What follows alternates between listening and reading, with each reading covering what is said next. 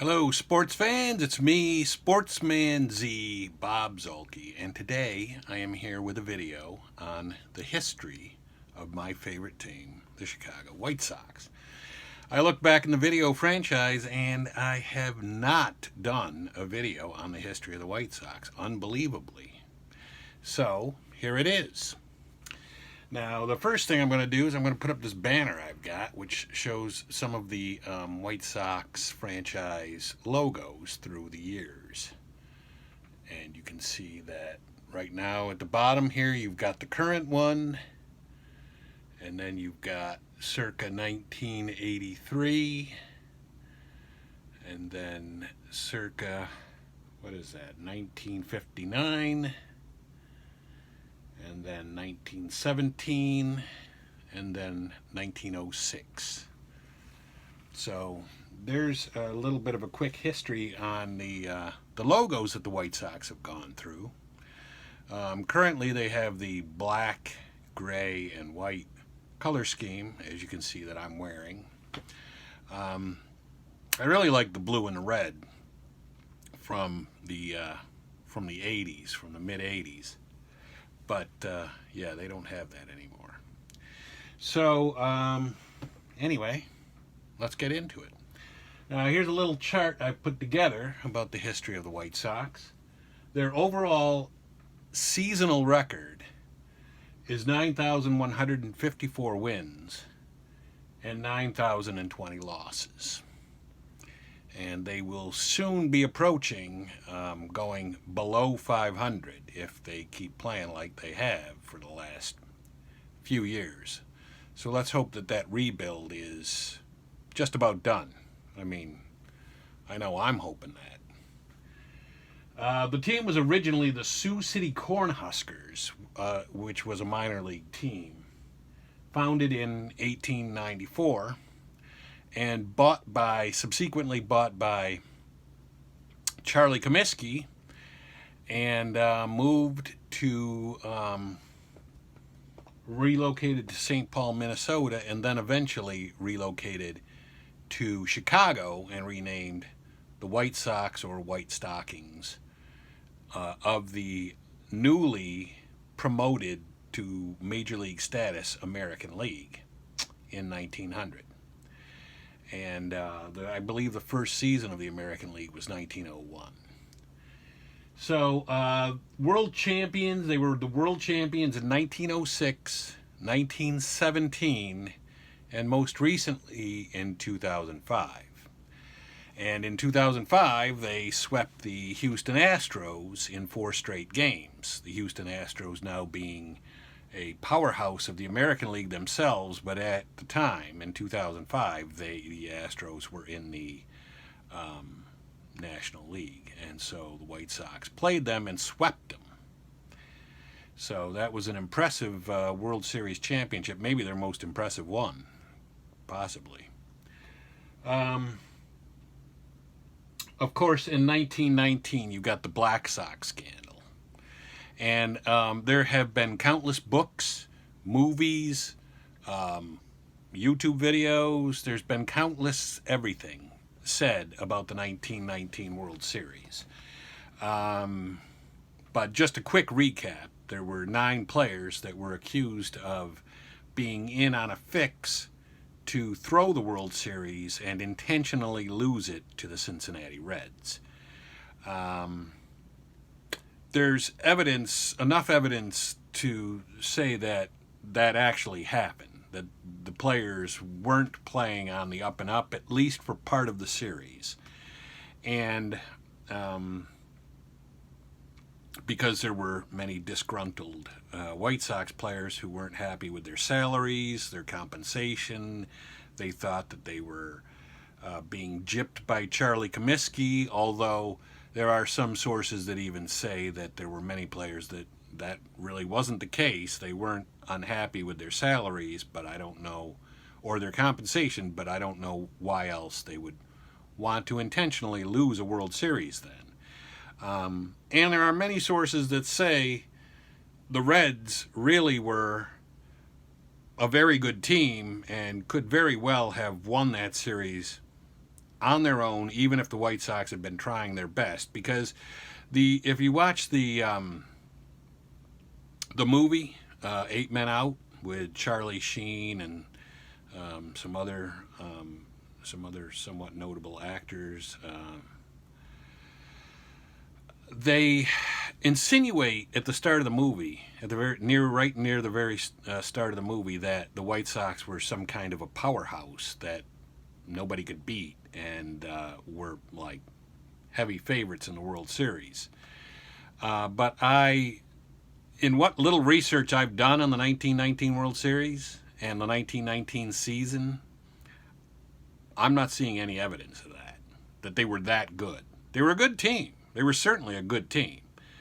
But I don't see much evidence that points to the fact that they were like some kind of a monster powerhouse, like perhaps the 1927 Yankees. So who knows? And I did a replay using the Stratomatic baseball computer game. If you're not familiar with that, it doesn't matter. But it's a simulation baseball game. And I actually did a replay of the 1919 World Series, and it uses the statistics of the players during the season. So nobody's intentionally trying to lose anything. And I took the White Sox and actually lost. I think I lost the series in 7 games. So it is possible. But I digress. Who knows? There was some shady stuff going on, obviously. That was back in baseball's Wild West days. And there's plenty of evidence that the White Sox, at least many of them, conspired to intentionally lose at least a few of the games. And we'll leave it at that. And they did lose the series. And many of the players, well, really all 9 players involved, were banned for life from baseball by the new commissioner of baseball, Judge Kennesaw Mountain Landis. So, but anyway, all of that is history that you can look up. It's been rehashed and hashed and rehashed again, so I'm not going to go too much further into that at all. In 1959, the White Sox lost the World Series to the LA Dodgers, who had just moved to LA from Brooklyn. And they were called the Gogo White Sox because they had a lot of speedy guys on the team, and they didn't hit for a lot of power. They just went station to station, stealing bases, running the bases well, and playing good defensive baseball. But that wasn't enough to beat the Dodgers and Sandy Koufax and Don Drysdale and the rest of the crew. They won their division in 1983, but they lost the American League Championship to the Baltimore Orioles, which I remember well and was a pretty painful time in my childhood. And I loved that team. I mean, you know, Ron Kittle, I think Baines was on the team at the time. Tom Seaver was on the pitching staff, I believe. Yeah, that was a great team. Greg Luzinski, the Bull, was on that team. I did Luzinski and Kittle and Fisk. Carlton Fisk was on the team. That was a great team, let me tell you. Mike Squires. All right, okay. Maybe Mike Squires wasn't the greatest player in the world, but I liked Mike Squires. First of all, he was a great defensive first baseman. He was a Gold Glove quality first baseman. So Lamar Hoyt, Britt Burns on the pitching staff. Man, that was a good team. But they lost to the Orioles, and it was a painful loss, at least for me. And probably for many White Sox fans that were around then and were old enough to remember it. Notable Hall of Famers on the White Sox, or in the White Sox history. Eddie Collins, Luke Appling, Al Simmons, Luis Aparicio, Nellie Fox, Minnie Minoso, Harold Baines, and Frank Thomas. and I actually went to Cooperstown during the induction ceremony for Frank Thomas that put him in the Hall of Fame, and that was he gave quite a speech. I think he mentioned every player he ever played with, which is quite something. So yeah, that was crazy, but it was cool, and it was a cool experience. I don't know if it's something I would ever do again, but definitely went that year when he was inducted, and also Tony La Russa was inducted the same year, and he managed that '83 White Sox team that lost to Baltimore and broke my heart. So there is that, and then their postseason record is 28-27, just a little bit over 500, kind of like their lifetime winning percentage. And you wouldn't know it. I mean, you would not know that the team was over 500 lifetime based on how they've played lately.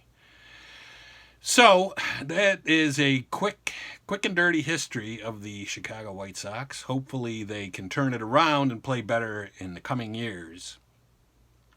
They have some good young talent on the team and in the minor leagues.